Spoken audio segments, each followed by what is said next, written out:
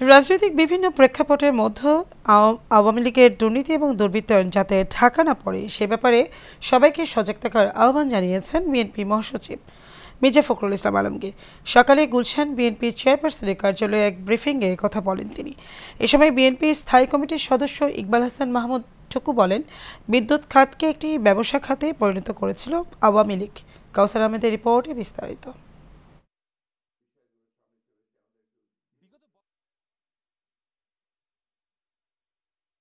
বিশেষ করে কয়েকটি খাতকে একেবারে ধ্বংসের মুখে দাঁড় করিয়ে লক্ষ লক্ষ কোটি টাকা দুর্নীতি করেছে দলটি।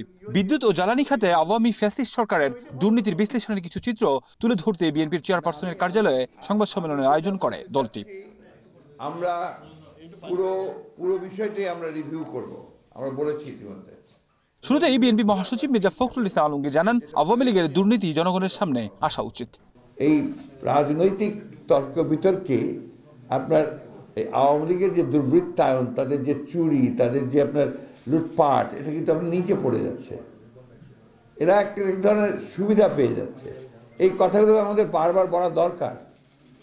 এই কথাগুলো না বললে আপনার আওয়ামী লীগের যে দুর্বৃত্তায়ন এবং আওয়ামী লীগের ধ্বংস করে দিয়েছে দেশটাকে, এটাকে আমার যে ভাষায় বলতে যে পোকলা করে দিয়েছে, এটা কিন্তু মানুষ আস্তে আস্তে ভুলে যাবে।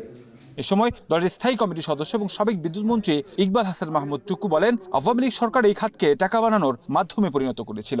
বিদ্যুৎ খাতটা তারা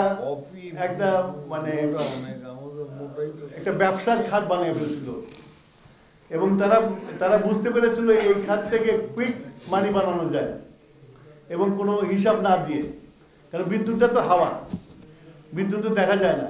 এ সময় বর্তমান সরকারকে বেশ কিছু পরামর্শ দিয়ে প্রতিটি চুক্তি পাবলিক করে দেওয়ার আহ্বান জানান তিনি।